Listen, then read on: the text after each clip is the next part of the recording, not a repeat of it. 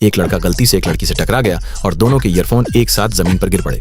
लड़के ने ईयरफोन उठाए, ये सुनिश्चित किया कि वे उसके ही हैं और वहां से चल पड़ा। कुछ कदम चलने के बाद उसे महसूस हुआ कि उसके ईयरफोन में संगीत बंद हो गया है। तभी पीछे से किसी की आवाज आई। उसने मुड़कर देखा तो सड़क के उस पार वहीं लड़की खड़ी थी। उसने हाथ हिलाकर उसे पैदल पुल पर आने का इशारा किया ताकि वे अपने अपने ईयरफोन बदल सकें। जब वे मिले तो यह देखकर दोनों हैरान रह गए कि वे एक ही गाना सुन रहे थे।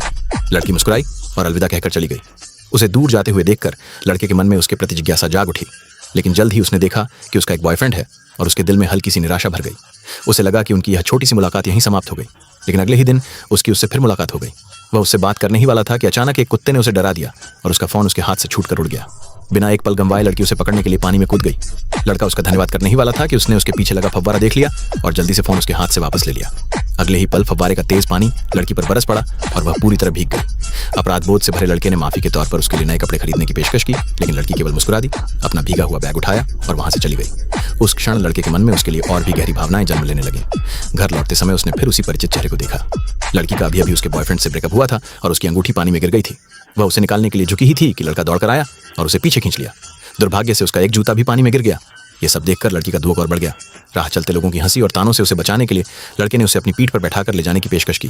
कुछ पल हिचकिचाने के बाद उसने हामी भर दी।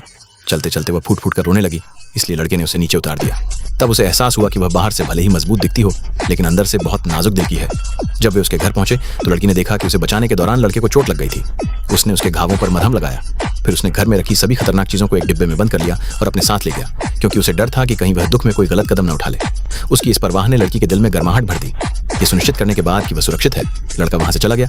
उसे लगा कि अब वे शायद कभी नहीं मिलेंगे, लेकिन उसकी हैरानी का ठिकाना नहीं रहा जब घर पहुंचने पर उसे पता चला कि उसकी दादी ने एक युवा लड़की को अपने घर में शरण दी है। जब दोनों की नजरें मिली तो वे स्तब्ध रह गए।